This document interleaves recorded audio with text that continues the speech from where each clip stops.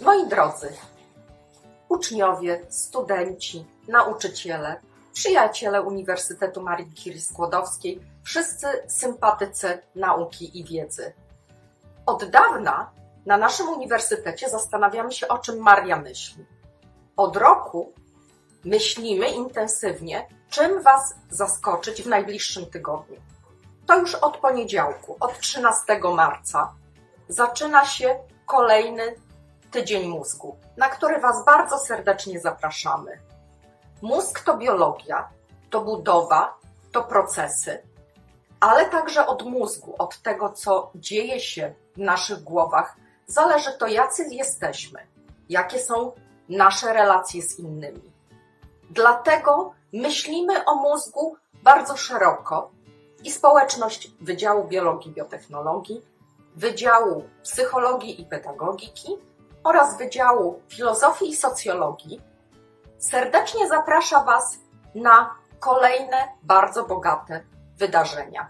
Chcemy Wam opowiedzieć o mózgu podczas wykładów stacjonarnych i zdalnych, podczas warsztatów, podczas różnych spotkań ze specjalistami z naszego kraju, ale też z zagranicy.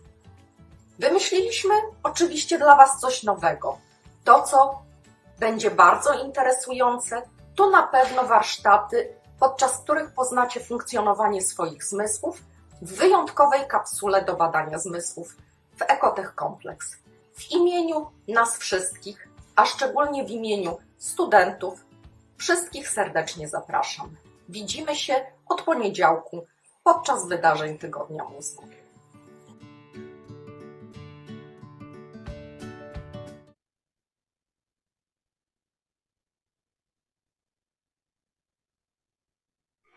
Witam wszystkich na kolejnej prelekcji dzisiejszego dnia.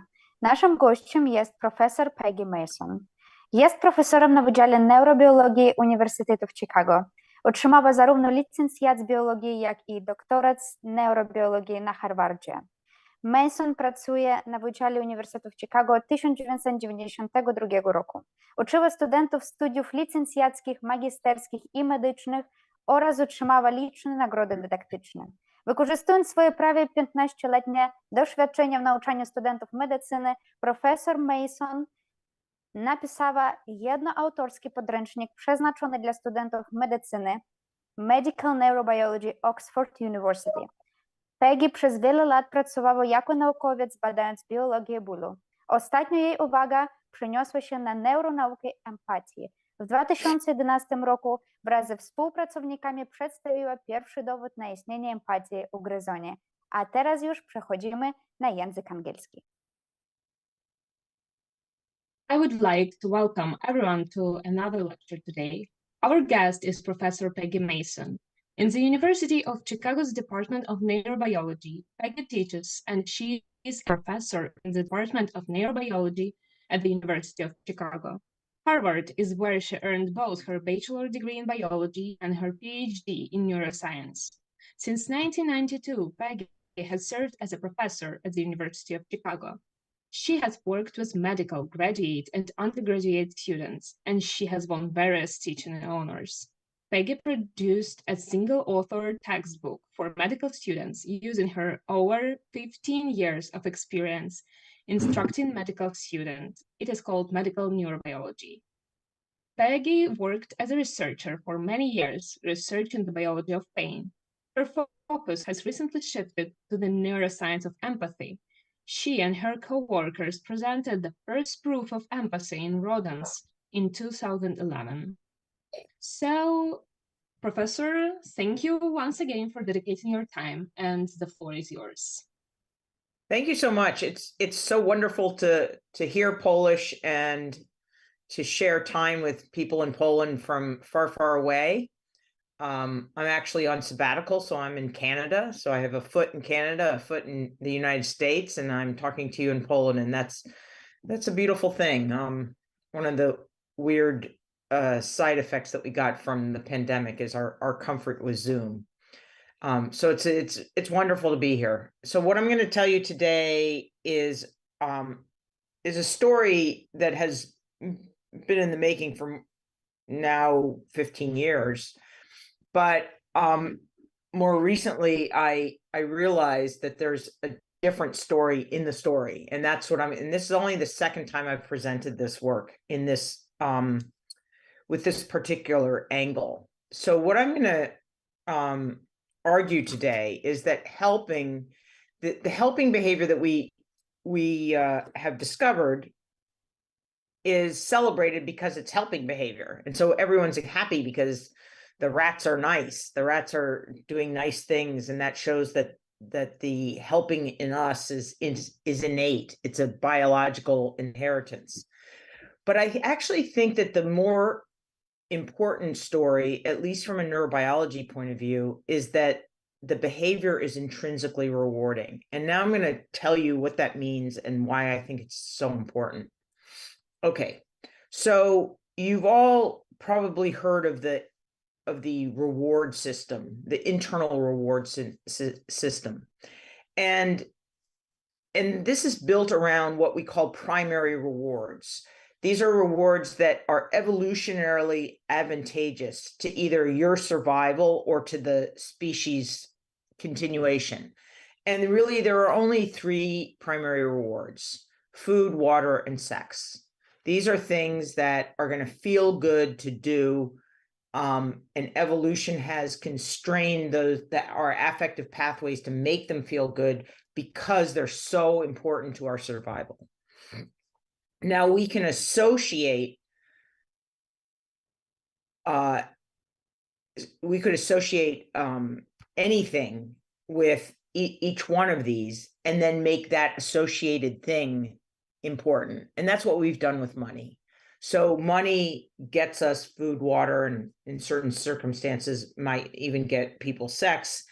And so money substitutes in for a primary reward, but it's a second order reward based on a primary reward. Now, when we say reward, I put it in quotes because evolution doesn't really want you to sit around and muse on how happy you are that you've just eaten a popsicle, a bonbon, a piece of candy. That would be evolutionarily not advantageous. So if you're going to sit around and be happy about having done something, that does not serve the organism. What you want the organism to do is to be exposed to this primary reward and then want it again. And this has led to this distinction between craving and liking. And in fact, most of what we do, if an animal, say, presses a lever to self-stimulate, it's not so much, or when in the 50s, when we had humans tell us what they felt when there was stimulation in areas that produce self-stimulation in rats, the humans would say, they didn't say, "Oh, I feel so happy." They said, "Do that again." Okay, so it's really a craving. The reward system is really built up to make you motivated to go get that reward again. That's the whole point. All right. So is that it for things that can make us act and to motivate us to act? Well, no. As it turns out, there's a third type of a reward, and that's the intrinsic reward. So intrinsic reward has no immediate benefit for the organism or the group. And an example of this in humans that has been established is the what people call the warm glow of giving. And so there have been studies where a person donates, and they're associated with that is a activation in the nucleus accumbens, which is really the hub for this craving circuitry. And so this is thought to be, this is the nucleus accumbens is a place where dopamine is supposed to do much of its actions, produce much of its effects. And this is shared between intrinsic rewards and primary rewards. But we don't really have an animal model for charity giving. We don't have a rat model for that. And as I read and thought about this particular perspective on reward, what I realized is that the helping is an intrinsically rewarding action. And that's what I'm going to try and convince you that that's right. So what we, to start with, we knew back in 06, 07, that rodents could catch each other's emotion or affect. I really wish I knew whether the audience was clear. So I invite you to I don't know. I invite you to somehow get to me if something's unclear and ask questions. I'm also a little worried about my English, whether I'm using words that are accessible. So, well, be that as it knew was that rodents, rats and mice could catch each other's affect. And a perfect example of this is fear. So you take one individual and you place it into a special environment and you shock that animal. Now, when that animal gets placed back into that environment, it freezes and shows other fear-like behaviors. If you expose a naive animal that's never been shocked and never been in that environment to this animal who has been conditioned to show fear in that environment, the naive animal will also show fear-like behaviors. And that would be a communication of affect from one individual to the other individual. And that would be a fundamental, rudimentary form of empathy, okay, which is the communication of experience or affect between two individuals.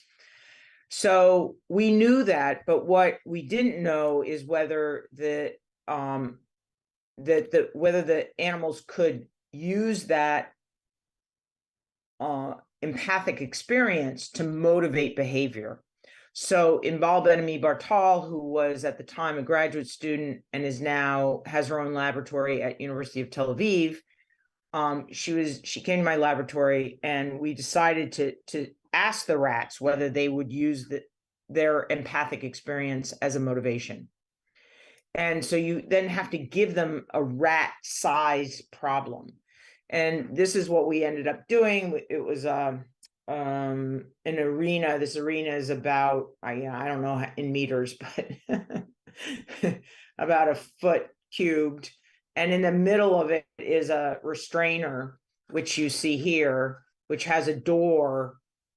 And the door can only be opened from the outside by this free rat. So this trapped rat can't open the door. So we put the trapped rat in the restrainer and we say to the free rat, what are you going to do? And the free rat can ignore the animal or it can open. And it's really up to them. They get 40 minutes. They get a chance. They get an opportunity for 40 minutes. And then that's repeated for 12 days. And so this is what happens. So I'm going to show you a short video times, and what you see is that the free rat with the little black dot keeps on going into the center of the arena, and that tells you so much because rats don't like to go in the center of the arena. They would rather stay at the edges. And so that told us that the rat was concerned enough to go into the center. Now this is day 25. And it's, I'm sorry, day 5, minute 25, day 5, minute 25, and the rat's going to open. And the sound of the door is going to surprise both rats. And what you'll see is that they both freeze. It's not a glitch in the video. It's that they both freeze. So here he figures it out. This is not an easy problem for a rat. Boom. And you see that freeze. Okay. So now what happens is the free rat comes out, the trapped rat comes out, the free rat follows the trapped rat. It is always that. The free rat is very excited by what he's done. The trapped rat doesn't appear to care too much. And so this following behavior is very stereotypical. Now, here we are on day 12. It's the last day. And what you'll see is you just saw him. This is real time. He just was put into the arena. He's just checking out that it's the same gig as he had yesterday. And he's going to then go and open the door. And it makes a sound, and what you see, the rat freezes. So this is the completely expected effect of an intentional act. That tells you that the rat is no longer surprised. He knows that by doing this, the door is going to fall over, a sound's going to be made, the trap rat's going to get out.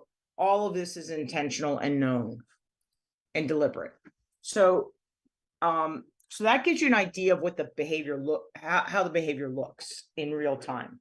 This is now, we're going to start and build the argument that it's intrinsically rewarding behavior. So each row here is a rat. Each column is a day. And what I did was I coded it so that if you opened once in a row, once, you got a yellow. And if you opened 12 times in a row, you got red. And you see in this group of 24 rats, there were only rats that opened 11 times, but that's pretty red, red enough.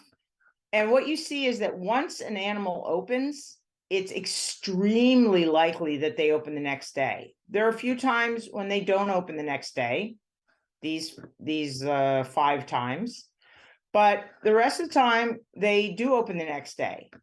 If they open twice, the likelihood that they'll open on the third day goes up to close to 100%. And as you go beyond day 2, day 3, it asymptotes to 100%. So what this means is that the rats are converting. They don't care, or they don't open. Well, you don't know that they don't care. They don't open because the motor act of opening is not easy for a rat. So they don't open, and then once they open, clearly this experience was positive enough, produced enough motivation that they did it again the next day. Not only did they do it again the next day and the next day and the day after that and so on, but they did it at progressively shorter latencies. So this is what we would call a reinforcing behavior. Now, how big a deal is it that rats open a restrainer door? So I like to think about things in multidimensional space. And here we're going to think about it in terms of what's the floor and what's the ceiling. So at least in 2-dimensional space. So the floor would be, there's no rat involved. The rat is tested with an empty restrainer. Maybe rats like to open restrainers, in which case this is not a very interesting behavior. And what's the ceiling? The ceiling is if they're opening for themselves. And to test that, all we did was we turned the door around. So now the rat that is trapped is the only one that can open the door. So he decides to let himself out or not. It's up to him.